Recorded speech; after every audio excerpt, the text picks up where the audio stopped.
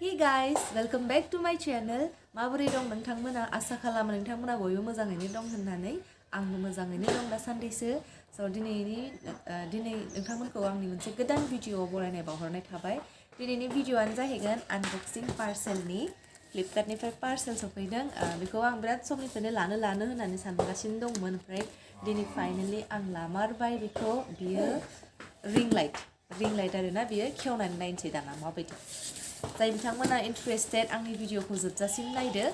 Okay आरो जायफोरा आंनि चेनेलाव गोदान अन्नानै चेनेलखौ साबस्क्राइब खालाम आरो लोगोसे खाथियाव थानाय बेल आइकनखौबो थुनानै हो okay so' let's get started with today's video actually बियो दाख्लै बावैनो सेटारडेआवनो सफैदोंमोन ओमफ्राय आं खुलिनो होननानै मावनानै थाबाय थायो ओमफ्राय दिनैसो खुलिमारनांसिगोन रिटार्नबो खालामनांगोन ना जुदि गाज्रि फैदोंबा ओंखायनो थाब खुलिना लानायानो मोजां बांद्राय गोबाव दोनजाया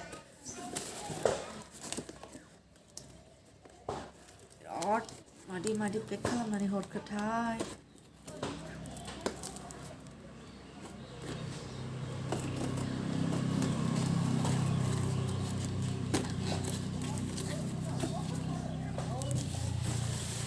maybe stand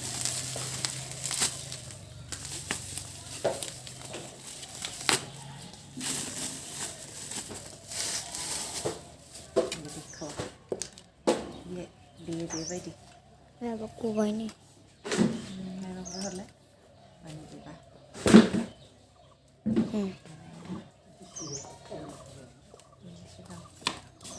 माबा खबाइनि बेनि दां बेखौ लुज थारमाने इयाव लुज टाइट खालामजायो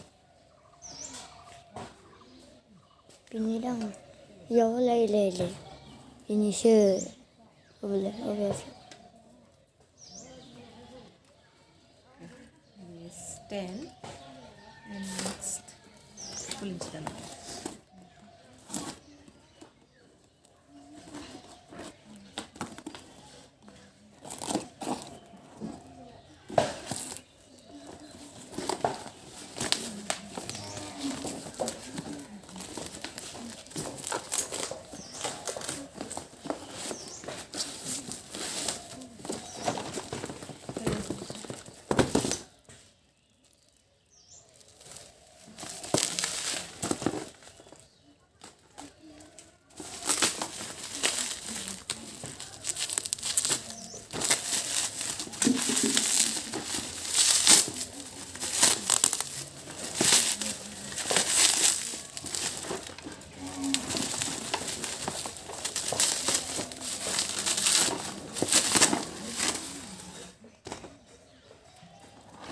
ring fill light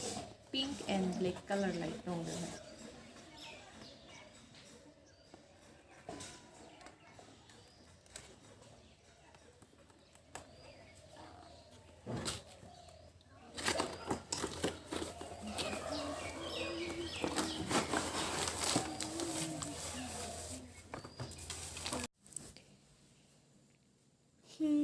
माबा गोलैबाय नै बियो मबाइल हल्डार बेवहाय मबाइलखौ सोगोन ओमफ्राय फिक्स खालामगोन आरोना रिं लाइटनि गेजेरावहाय नै लाइटआ बांद्राय फिसाबो नङा थिकनि ग्रोब आरोना आं मोजां मोनदों लाइटखौहाय मोननै कालारनि दं लाइटआ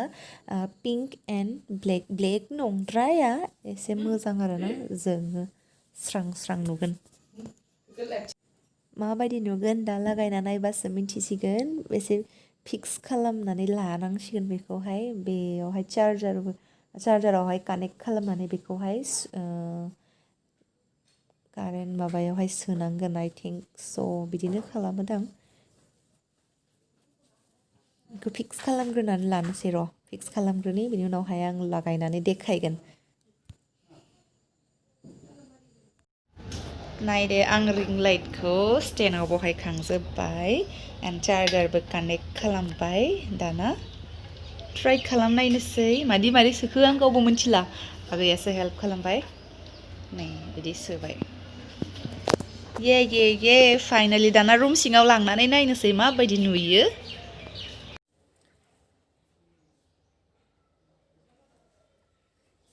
Oke.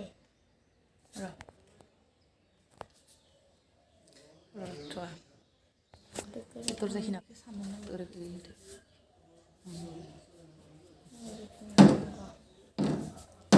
नै जों दायो बे आंनि मबाइलाहाय बे रिं लाइट स्टेन्डनि गेजेराव दङ ओमफ्राय जोङो रुम सिङाव दङ एसे खोमसि नुदोंना दाना लाइटखौ अन खालामनानै नायनि एलाय स्रां नुबाय ना मोननै लाइट दं बेवहाय black and pink I guess बेयो पिंक एन्ड नेक्स्ट मोनसे अन खालामनानै नायनि बेयो एसे डिमनि इनक्रिजबो खालामजायो आं इनक्रिज खालामनि लाइटखौहाय एसे स्रां नुदों एन्ड माइनास खालामबा डिम नुयो खमायलांबाय प्लास खालामबा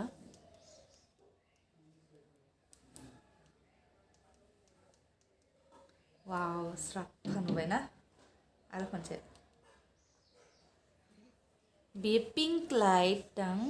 एन्ड बियो वाइट लाइट पिंक नावबाय आं आन्दायलायलांबाय बाट स्रां नुदोंना प्लास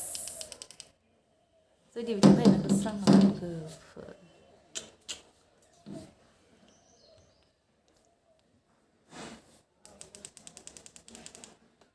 येस जाबाय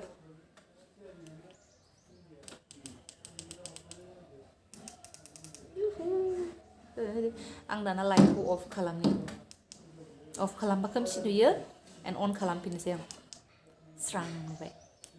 प्लास खालामजायो चेन्ज खालामबाय लाइटखौ एसे बेलेग नुदों बे बेलेग कालार बे वाइट बे आं कालारखौनो आन्दायलांबाय कालारखौनो हमनो हाला जायखिजाया मोननै कालार दं आरो ना बे मोनसे मा कालारथाय पिंक कालार दां बे वाइट कालार चार्जार कानेक्ट खालामनांगौ जायो चार्जार कानेक्ट खालामाबा अफ जायो नै बिदि चार्जाराव प्लागावहाय सोनांगौ सोनानै होबाय दाना अन खालामबाय जोंबाय प्लास याहू जाबाय न' स' लोगोफोर दिनैनि भिडिअखौ एसेयावनो दोनथ'नोसै जुदि नायनानै मोजां मोनदोंब्ला लाइक कमेन्ट शेयार खालामलायदो आरो लोगोसे चेनेलखौ साबस्क्राइब खालाम आरो लोगोसे खाथियाव थानाय बेल आइकनखौबो थुनानै हो जुदि नोंथांमोनाबो बायनो गोसो बा बायजागोन बे रिं लाइटखौहाय आं मोजां मोनदों so' bye bye friends see you in the next video आं बांद्राय मोजां माबा देखायजोबनो हायासै बे फिक्स खालामनायखौ देखायनो हायासै मानोना एसे डिस्टार्ब जाबाय नालाय आगैयाबो माने आंबो रोंजोबाखै आगैया हेल्प खालामबाय स' सानैजोंनो सेट खालामनाय जाबाय आरो लाइटखौ सोलायगासिनो आगैया बेलेग बेलेग कालार जागासिनो नै दे खनसे होबालाय बे वाइट so' bye bye friends see you in the next video